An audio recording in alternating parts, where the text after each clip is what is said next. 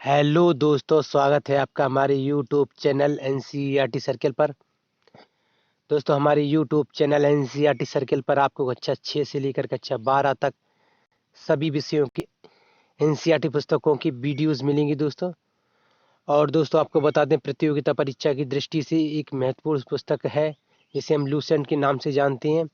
दोस्तों, आज से हम लूसेंट पुस्तक की भी वीडियो बनाना शुरू कर रहे हैं, तो बनी रही हमारी यूट्यूब चैनल एनसीईआरटी सर्कल पर। दोस्तों, लूसेंट में आज हम प्राचीन भारत का इतिहास पढ़ने जा रहे हैं। उसके बाद हम पढ़ेंगे मध्यकालीन भारत का इतिहास। उसके बाद पढ़ेंगे आधुनिक भारत का इतिहास। ठीक है दोस्तों। तो प्राचीन भारत के इतिहास में हम आज क्या क्या पढ़ेंगे, तो आज पढ़ेंगे हम अतीत के अध्ययन हेतु काल विभाजन, और उसके बाद हम पढ़ेंगे प्रागैतिहासिक काल, हड़प्पा सभ्यता, वैदिक काल, प्राचीन भारतीय धर्म एवं दर्शन, महाजनपद काल, मगध का उत्कर्ष, मौर्य साम्राज्य, मौर्य उत्तर काल, गुप्त काल, गुप्तोत्तर काल, राजपूत काल और दक्षिण भारत का इतिहास। ठीक है दोस्तों। तो ये आज हमें पढ़ना है, ये पहला पॉइंट। ठीक है। उसके बाद ये प्राचीन भारत के इतिहास में ये सब हमें पढ़ना है। उसके बाद प्राचीन भारत का इतिहास खत्म हो जाएगा। उसके बाद हमें मध्यकालीन भारत का इतिहास पढ़ना है। ठीक है। उसके बाद आधुनिक भारत का इतिहास।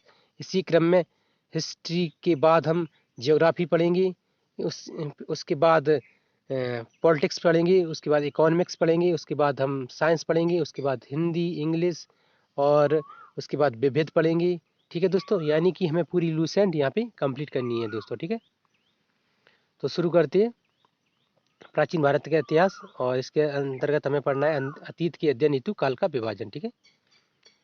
तो शुरू करते हैं यहाँ से प्रागैतिहासिक काल। ठीक है दोस्तों। तो जिस काल का मानव किसी प्रकार की लिपि अथवा लेखन कला से परिचित नहीं था, तो प्रागैतिहासिक काल क्या है दोस्तों? तो बता रहे हैं कि जिस काल का मानव किसी भी प्रकार की लिपि अथवा लेखन कला से परिचित नहीं था दोस्तों, है ना। यानी कि मनुष्य ना ही लिखना जानता था, ना ही पढ़ना जानता था, है ना। तो उस काल को प्रागैतिहासिक काल कहते हैं। ठीक है।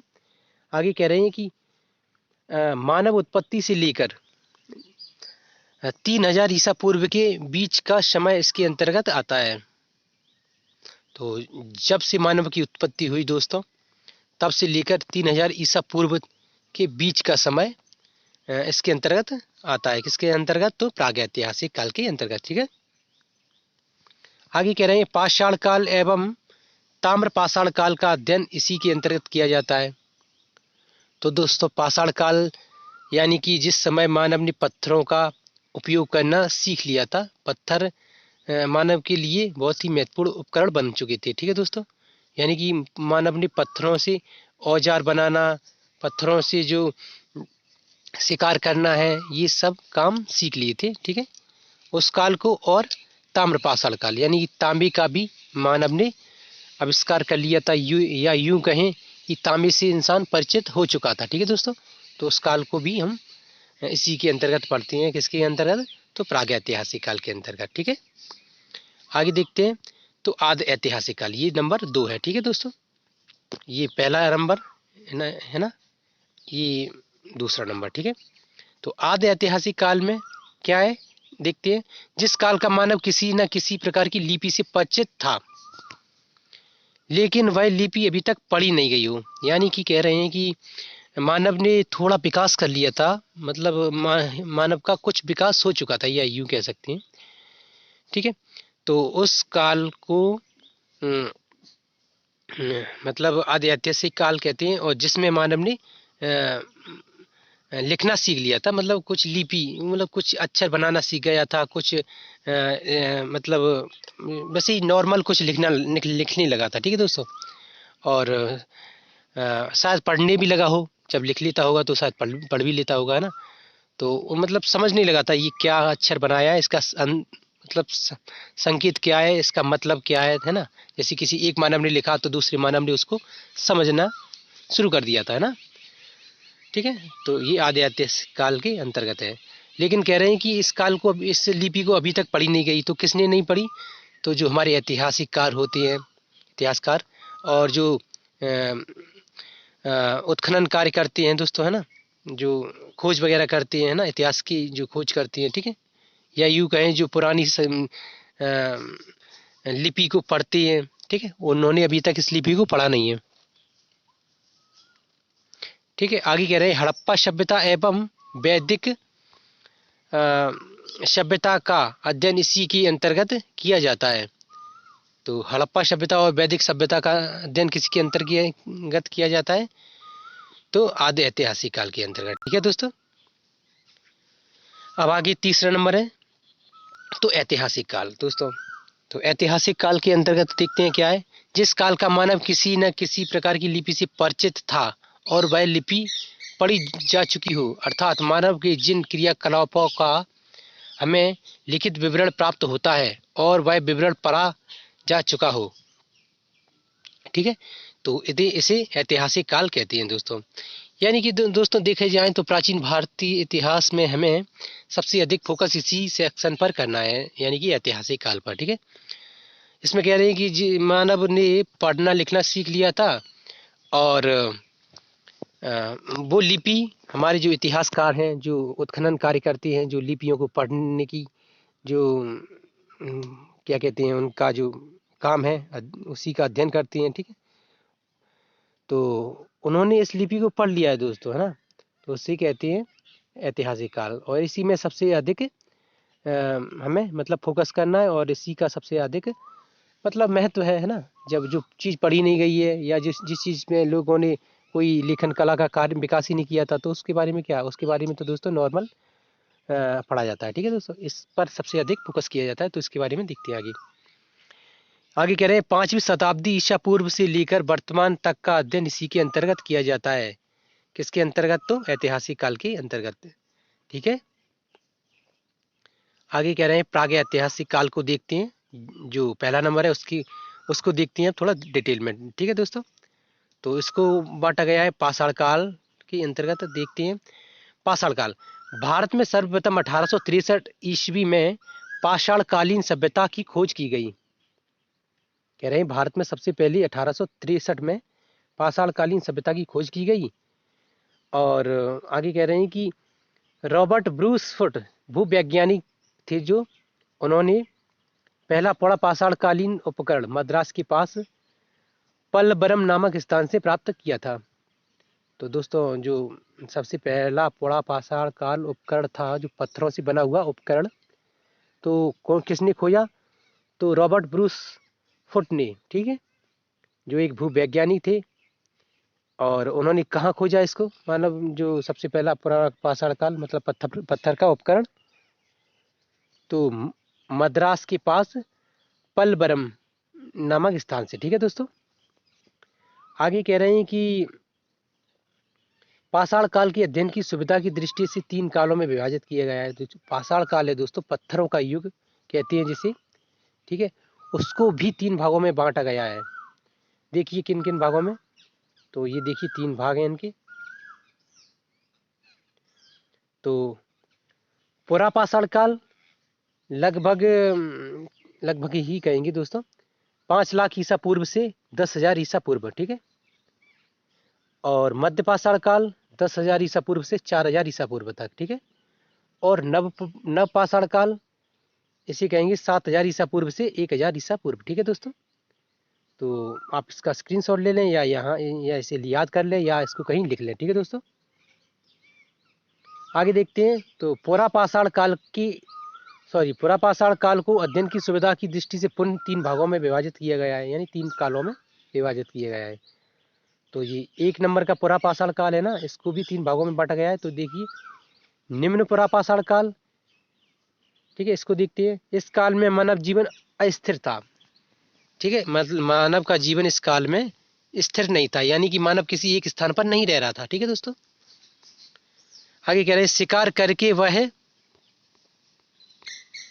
अपना भोजन संग्रह करता था, यानी कि मानव शिकार करता था। ठीक है, और अपना भोजन संग्रहित करता था। ठीक है दोस्तों, इस काल के उपकरणों में हैंड एक्स चापर चॉपिंग एवं पेबुल उपकरण प्रमुख रूप से उपयोग किए जाते थे। ठीक है दोस्तों, मुख्य थे। ठीक है, तो आगे कह रहे हैं कि भारत की निम्न पाषाण कालीन संस्कृतियां 2 वर्गों में विभाजित हैं, मतलब उन्हें किया गया है। तो दोस्तों जो निम्न पाषाण काल की जो संस्कृतियां थी उन्हें 2 भागों में विभाजित किया गया है। तो देखिए किन किन। चापर चापिंग पेबुल संस्कृति, चापर चापिंग पेबुल संस्कृति है दोस्तों, इसको देखते हैं। यह संस्कृति पाकिस्तान के पंजाब सोहन नदी घाटी में सर्वप्रथम प्रकाश में आई। तो देखते हैं जो चापर चापिंग संस्कृति है, जो सोहन नदी घाटी है जो पाकिस्तान में, वहां से इसे मतलब सबसे पहले खोजा गया। ठीक है, अतः इसे सोहन संस्कृति या सोहन उद्योग के नाम से जाना जाता है दोस्तों। उद्योग के नाम से इसलिए क्योंकि वहाँ ये उपकरण बनाई जाती थी, और उपकरण बनाए जाते हैं तो वहाँ एक फैक्ट्री नामक एक कुछ मतलब स्थान होगा, या इतिहासकारों ने उसको नाम दे दिया। ठीक है, सुविधा की दृष्टि से, ताकि इसको सही से समझ सकें। आगे कह रहे हैं हैंड एक्स संस्कृति। इस संस्कृति का मुख्य उपकरण हैंड एक्स है। इसे एस्यूलन संस्कृति के नाम से जाना जाता है। तो हैंड एक्स संस्कृति को एस्यूलन संस्कृति के नाम से जाना जाता है। ठीक है दोस्तों, आगे कह रहे हैं कि इस संस्कृति के उपकरण सर्वप्रथम मद्रास के निकट अत्तिरम पक्कम से प्राप्त हुए हैं। ठीक है, तो कहाँ से हुए? तो हैंड एक्स संस्कृति के उपकरण कहाँ से मिले थे? अत्तिरम पंबकम। ठीक है, ठीक है, पंबकम ये है। ठीक है, इसलिए इसे मद्रास संस्कृति या मद्रासी उद्योग के नाम से भी जाना जाता है। ठीक है, तो मद्रास संस्कृति या मद्रास उद्योग के नाम से। ठीक है, आगे देखते हैं। तो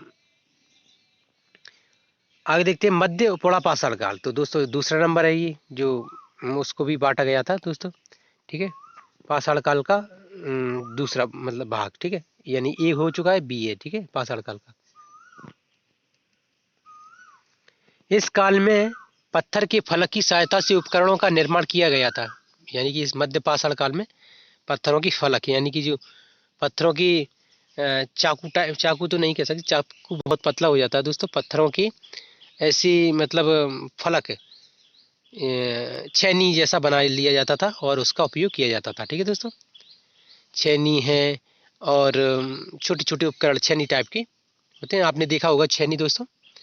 ठीक है, उस तरह की बनाई जाती थी। और फलक या यूं कहें छोटी सी हथेली टाइप की, यानी अपना हाथ का पंजा होता है इस साइज के, इससे छोटी साइज की ऐसी बना ली जाती थी। किसी चीज में धंसाकर उसको काटना या उसको फाड़ना, है ना, इसलिए उपयोग किए जाते थे। ठीक है, आगे देखते हैं। अतः इस काल को फलक संस्कृति के नाम से भी जाना जाता है। किसको? तो मध्य पोड़ा पाषाण काल को फलक संस्कृति के नाम से भी जाना जाता है। ठीक है, इस काल में स्क्रेपर, खुरचनी, बेधक, बिधनिया आदि उपकरण बनाए गए थे। ठीक है, तो ये उपकरण है मध्यपुरा पाषाण काल के दोस्तों। ठीक है, ये मध्यपुरा पाषाण काल चल रहा है दोस्तों ना। आगे देखते हैं। तो गंगा घाटी, असम, सिक्किम एवं केरल को छोड़कर संपूर्ण भारत में इस संस्कृति के उपकरण प्राप्त हुए हैं। तो दोस्तों क्या कह रहे हैं कि जो मध्यपुरा पाषाण काल है उस संस्कृति के उपकरण कहाँ कहाँ से प्राप्त नहीं हुए, इसको देखते हैं। सॉरी, गंगा घाटी, असम, सिक्किम और केरल को छोड़कर बाकी संपूर्ण क्षेत्र से उपकरण मिले हैं ये। ठीक है, आगे कह रहे हैं कि उच्च पुरा पाषाण काल दोस्तों। तो उच्च पुरा पाषाण काल को देखते हैं। इस काल में सर्वप्रथम होमोसेपियंस ज्ञानी मानव का उदय हुआ था।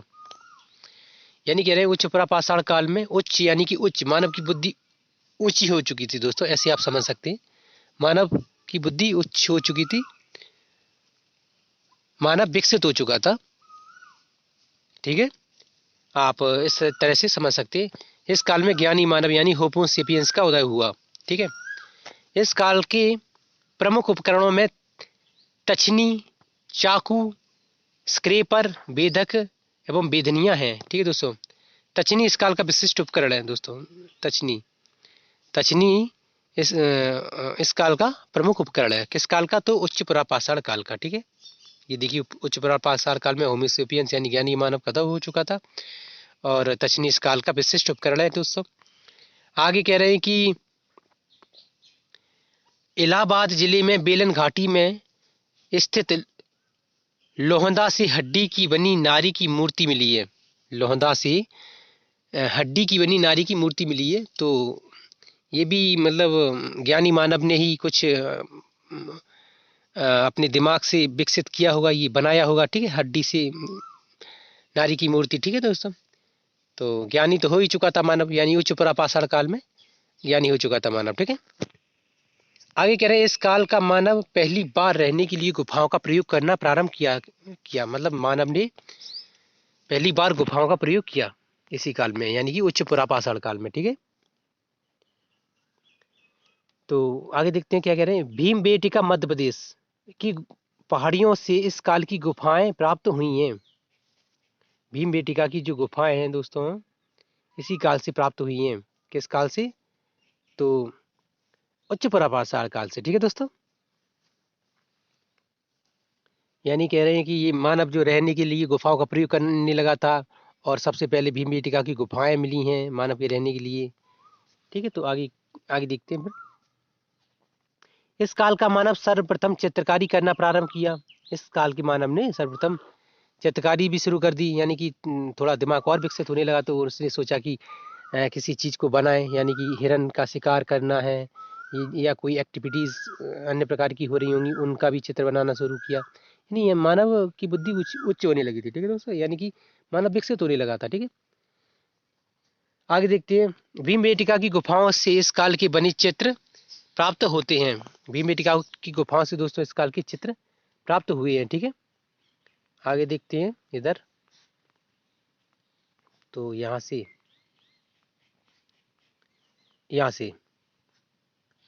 ठीक है।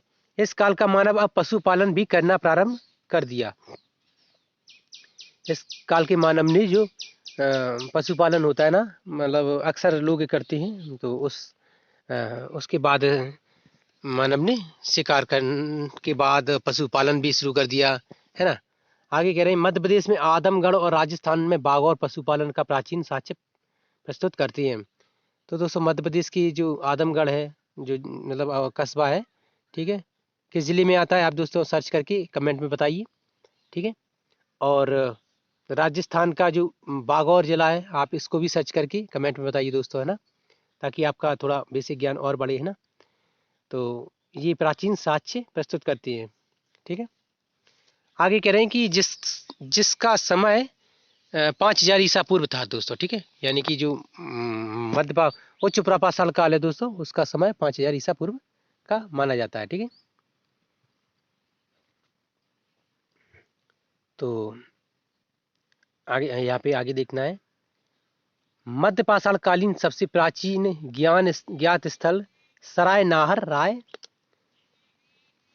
महदहा प्रतापगढ़ है। कह रहे हैं कि जो सबसे प्राचीन मध्य पाषाण काल का जो साक्ष्य है, तो वो कहाँ से प्राप्त हुआ है? तो प्रतापगढ़ के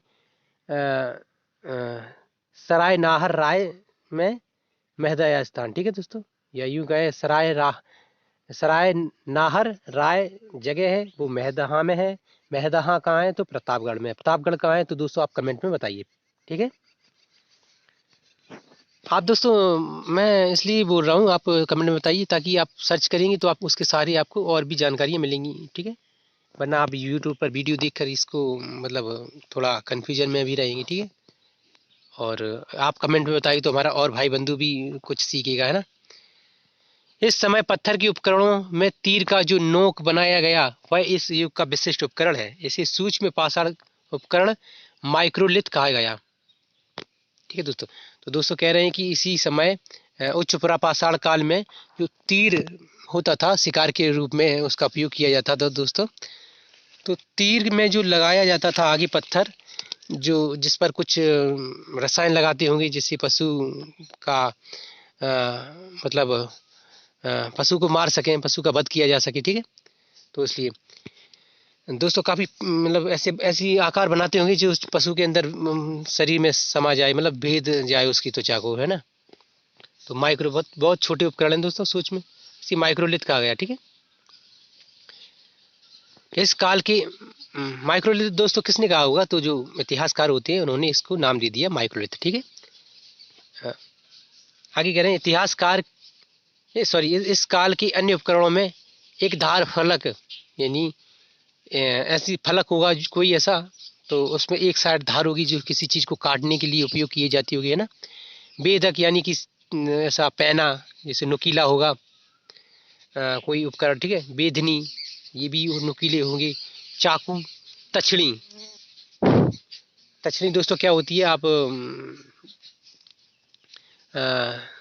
सर्च करके देख सकते हैं या गूगल से उसके चित्र देख सकते हैं दोस्तों, ठीक है।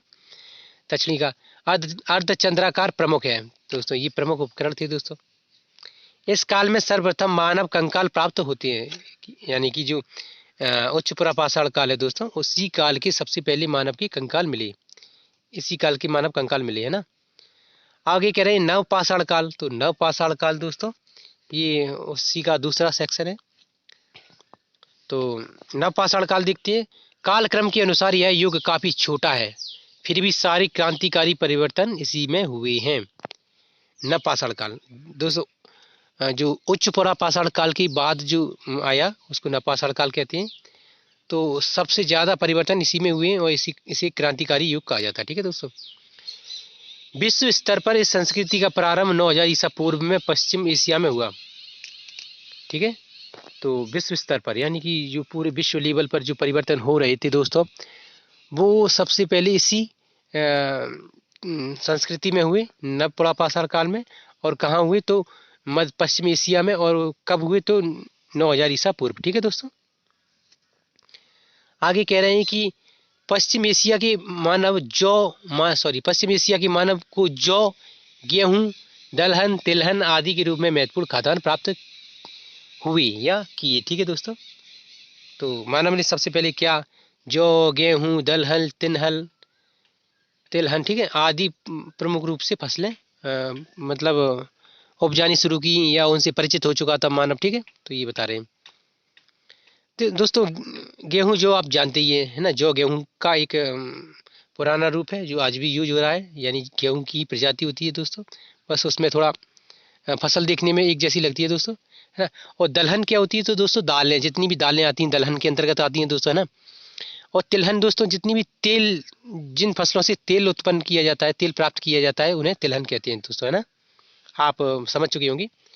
आगे देखते हैं दोस्तों। यहाँ की प्राचीनतम नव पाषाण युगीन बस्ती मेहरगढ़ पाकिस्तान में है, यानी कि पाकिस्तान से प्राप्त हुई है, ठीक है। कृषि का सबसे पहला और स्पष्ट प्रमाण यहीं से प्राप्त हुआ है, कहाँ से तो मेहरगढ़ से दोस्तों। कृषि का सबसे प्राचीन और सटीक मतलब स्पष्ट प्रमाण कहाँ से मिला है तो मेहरगढ़ पाकिस्तान से, ठीक है। आगे देखते हैं क्या कह रहे हैं। तथा इस जगह की मानव ने 7000 ईसा पूर्व में कृषि उत्पादन प्रारंभ किया। 7000 ईसा पूर्व इसी जगह पर मानव ने कृषि करनी शुरू कर दी थी, ठीक है दोस्तों, कृषि की पैदावार शुरू की थी, ठीक है। आगे कह रहे हैं कि इसी तरह भारत में कोल्डी हवा नामक स्थान से चावल उगाने का प्राचीन साक्ष्य प्राप्त होता है। अब दोस्तों आप देखिए चावल का सबसे पहले भारत में कहाँ से साक्ष्य मिला है तो दोस्तों कोल्डी हवा है, जो कहाँ है दोस्तों तो कोल्डी हवा दोस्तों नॉर्थ ईस्ट में पड़ता है, नॉर्थ ईस्ट, ठीक है। नॉर्थ ईस्ट में कहाँ पड़ता है तो आप ये कमेंट में बताएंगे सर्च करने के बाद, आप गूगल से सर्च करिए दोस्तों, मैंने बता दिया नॉर्थ ईस्ट में पड़ता है दोस्तों, ठीक है। इसका समय भी लगभग 5000 ईसा पूर्व आता है, ठीक है दोस्तों। लगभग इसलिए बताया जाता है कि बिल्कुल एक्यूरेट डेट तो नहीं होती किसी चीज़ की, बशर्ते बिल्कुल फिक्स डेट इतने पुराने समय की निकालना काफ़ी मुश्किल हो जाता है, इसलिए इतिहासकार लगभग लगाना उचित समझते हैं दोस्तों, है ना। आगे कह रहे हैं नवपाषाण काल में स्थिरवासी लोग खेती से परिचित हो गए थे तथा पशुपालन भी पशु तथा पशु भी पालते थे, यानी पालतू पशु भी रखते थे दोस्तों। एक ही बात है दोस्तों, पालतू पशु या पशु पालना, है ना, एक ही बात है, ठीक है। आगे यहाँ पे क्या है देखते हैं इसके बाद। आगे यहाँ देखिए, इसलिए खाने पीने के बर्तनों की इन्हें जरूरत हुई दोस्तों, बिल्कुल है। पशु पालना शुरू कर दिया था, खेती बाड़ी भी शुरू कर दी थी, तो दोस्तों जब फसल पैदा होगी तो कहाँ रखेंगी, पशुओं को चारा पानी किस में देंगे, है ना। और खुद पशु को जब पाल रहे हैं तो दूध भी निकालेंगे दोस्तों, तो किस में निकालेंगे, तो इसलिए उन्हें खाने पीने की बर्तनों की अब आवश्यकता पड़ने लगी दोस्तों, है ना। तो उन्हें जरूरत महसूस हुई तो उन्होंने फिर बनाना शुरू किया, क्या, तो मिट्टी की बर्तन, है ना। तो आगे कह रहे हैं कि अतः कुंभकारी सबसे पहले इसी काल में दिखाई दी। ठीक है दोस्तों, यानी कि नवपाषाण काल भी दोस्तों काफी महत्वपूर्ण है, यानी कि सबसे अधिक परिवर्तन इसी में हुए, और जो क्रांतिकारी परिवर्तन बता रहे हैं तो इसी में हुए नवपाषाण काल में। ठीक है, आगे कह रहे हैं कश्मीर से जिस नवपाषाण काल का विकास हुआ उसे कश्मीरी नवपाषाण काल संस्कृति के नाम से जाना जाता है। कश्मीर में जो नवपाषाण काल का विकास हो रहा था दोस्तों, या हुआ था, ठीक है, उसे कश्मीरी संस्कृति के नाम से जाना जाता है। ठीक है, कश्मीरी नवपाषाण काल संस्कृति। अब देखिए बुर्ज होम जो कश्मीर में है दोस्तों, ठीक है, बुर्ज होम संस्कृति के लोग गड्ढे वाले मकानों में रहने लगी थी या रहते थे। ठीक है दोस्तों, तो क्योंकि दोस्तों गड्ढे वाले मकानों में इसलिए रहते थे दोस्तों क्योंकि पहाड़ हैं वहाँ पे, वहाँ के जो जानवर होंगे दोस्तों उन्होंने अपने लिए घर बनाए होंगी या गुफाएं बनाई होंगी। ठीक है, मानव ने उनको भगा दिया होगा, ठीक है, या उनका शिकार कर लिया होगा, या वो मानव की डर से भाग गए होंगी, है ना, कुछ भी वजह हो सकती है। तो मानव ने वहाँ पर सर्दी पड़ती है कश्मीर में, आपको पता ही है दोस्तों, तो सर्दी को महसूस किया, इसलिए मानव ने गुफाओं में अंदर जाकर देखा तो वहाँ उन्हें सर्दी से मतलब सुरक्षा महसूस हुई, तो उन्होंने गुफा में रहना शुरू कर दिया।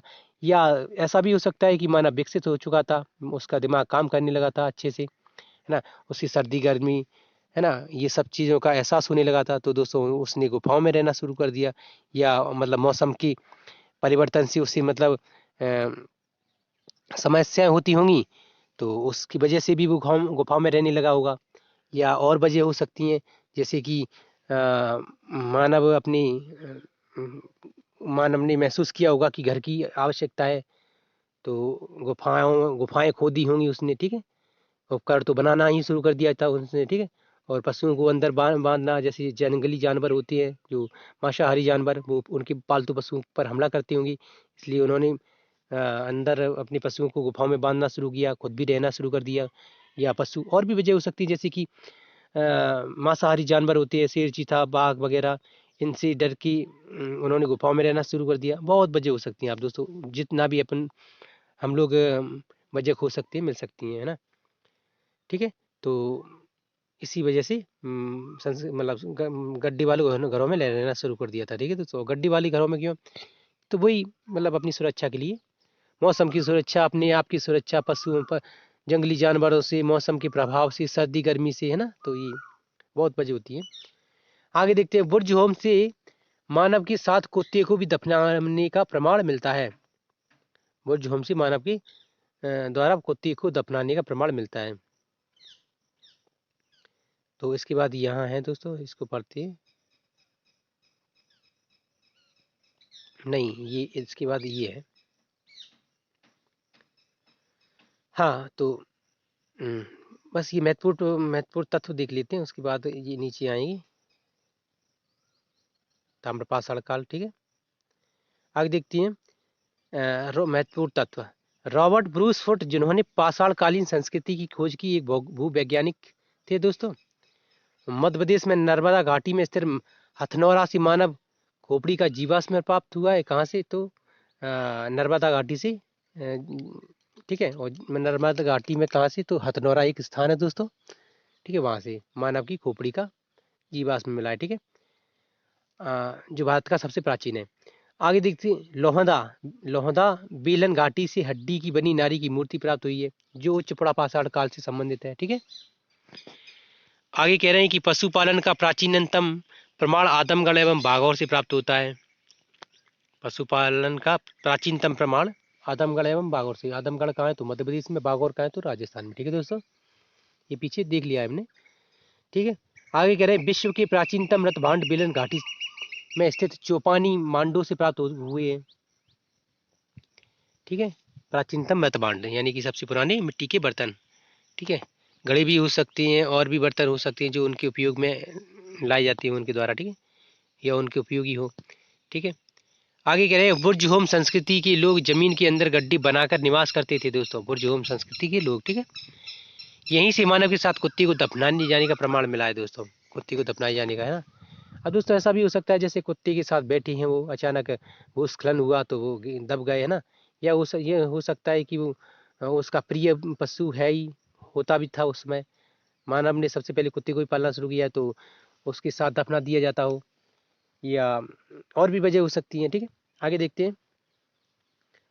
पूर्व सैंधव ताम्र पाषाणिक संस्कृतियां, तो सिंधु घाटी की जो, या सैंधव यानी सिंधु घाटी की बात चल रही है, तो सिंधु घाटी से पूर्व बोल रहे हैं, सिंधु घाटी से पहले की जो ताम्र पाषाणिक संस्कृतियां थी उनके बारे में बात चल रही है। तो कुवेटा संस्कृति दोस्तों कहाँ है, तो बलूचिस्तान, ठीक है। जो बलूचिस्तान का जो क्षेत्र है वहाँ क्वेटा संस्कृति है, और यहाँ से क्या मिला है, तो पांडुरंग की मृतभांडों का प्रयोग यहाँ हुआ है, ठीक है, पांडुरंग की मृतभांड, ठीक है। और देखिए कुल्ली संस्कृति दोस्तों, ये भी बलूचिस्तान में ही है। यहाँ पांडुरंग के लेव पर काले रंग की चित्र वाली मृतभांड मिली है, मान पांडुरंग के साथ काला रंग भी उपयोग किया जाने लगा, ठीक है। कहाँ पे, कुल्ली संस्कृति। आगे कह रहे हैं कि नाल आर्मी संस्कृति, ये भी बलूचिस्तान और सिंध प्रांत से खोजी गई है, ठीक है दोस्तों। यहाँ पे पांडुरंग की लिप पर बहुरंगी अलंकरण वाली मृतभांड मिली है, मतलब बहुत सारी रंगों का उपयोग किया जाने लगा, ठीक है। आगे कह रहे हैं कि ये जोब संस्कृति, ये भी बलूचिस्तान से मिली है दोस्तों, है ना। लाल रंग के लिप पर काले रंग के चित्र वाली मृतभांड, लाल रंग यानी कि पांडुरंग के अलावा अब यहाँ लाल और काला उपयोग किया जाने लगा, ठीक है। जो आजकल भी देखने को मिलते हैं, मटके लाल होती है आज के दौर में और काला उन पर डिजाइन निकाल दिया जाता है ना, ये कुछ ऐसा जोब संस्कृति बलूचिस्तान से मिला है, ठीक है। आगे कह रहे हैं कि ये देखिए कोट्टी दीजी संस्कृति, ये सिंध प्रांत से मिली है दोस्तों। यहाँ क्या है, लाल रंग की लेप पर दूधिया रंग की पट्टी जिस पर बहुरंगी अलंकरण वाले मृतभांड है दोस्तों, यहाँ थोड़ा और विकास हो गया, ठीक है। विकास किया थोड़ी मतलब आर्ट में उन्होंने विकास किया और कुछ नहीं। पूर्वी हड़प्पा संस्कृति, ये पंजाब से मिली है दोस्तों, है ना। यहाँ क्या है, लाल या बैगनी रंग की लेप पर काले रंग की धारियों वाले मृतभांड मिले हैं, लाल बैगनी और काला रंग, ठीक है। और ये कहाँ से मिली है, तो पाकिस्तान में जो पंजाब प्रांत है दोस्तों वहाँ से, ठीक है। अब ये कुछ और प्रमुख तत्व रह गए हैं, इसको देखते हैं। सर्वाधिक पूर्व सैंधव ताम्र पाषाणिक संस्कृतियां बलूचिस्तान से प्राप्त हुई हैं, यानी कि सैंधव संस्कृति के पहले जो ताम्र पाषाण काली संस्कृतियां थी दोस्तों वो सबसे ज्यादा कहाँ से मिली हैं, तो बलूचिस्तान से, ठीक है दोस्तों। आगे कह रहे हैं अहाड़ का प्राचीन नाम ताम्रवती मिलता है, अहाड़ कोई जगह है दोस्तों, ठीक है, तो उसका पुराना नाम ताम्रवती है, ठीक है। आगे देखते हैं ये कौन रखता है दोस्तों, ये इतिहासकार होते हैं ना, जो भूगोल विद्या या यूं कहें कि जो भूवैज्ञानिक होते हैं, या यूं कहें कि जो उत्खनन कार्य कराते हैं, मतलब वो उन्होंने ये नाम दिए हैं ना। आगे कह रहे हैं ताम्र पाषाण काल को कैल्कोलिथिक युग भी कहा जाता है, ताम्र पाषाण काल को कैल्कोलिथिक भी कहा जाता है, ठीक है दोस्तों। आगे कह रहे हैं कि गैरिक मृतभांड पात्र का नामकरण हस्तिनापुर से प्राप्त मृतभांडों के आधार पर किया गया है, जो गैरिक मृतभांड है दोस्तों, ठीक है। अब दोस्तों ये हड़प्पा संस्कृति आ गई, इसको हम अगले अध्याय में पढ़ेंगे जल्द ही, आपको कल बिल्कुल बढ़िया स्टाइल में और अच्छी से अच्छी कंटेंट के साथ हम हड़प्पा सभ्यता पढ़ाएंगे दोस्तों। तो वीडियो पूरी देखने के लिए दोस्तों धन्यवाद, ठीक है। ये प्राचीन भारत का इतिहास है और आप बनी रहिए दोस्तों, ठीक है। आपको अच्छी से अच्छी कंटेंट मिलेंगे दोस्तों, अभी तो बहुत कुछ बाकी है लूसेंट में दोस्तों, बहुत कुछ हमने एक परसेंट का 10वां हिस्सा भी नहीं पढ़ा दोस्तों, ठीक है। तो बनी रहिए दोस्तों हमारे यूट्यूब चैनल पर, और सब्सक्राइब करिए दोस्तों, शेयर कीजिए हमारे यूट्यूब चैनल को दोस्तों, लाइक कीजिए दोस्तों, और अधिक से अधिक मतलब अध्ययन करके अपनी जल्दी से जल्दी मतलब नौकरी लगाइए दोस्तों। हमारी ये उम्मीद है, हमारी दुआ है दोस्तों आपके लिए कि आपकी जल्दी से जल्दी नौकरी लगे दोस्तों। Thank you very much.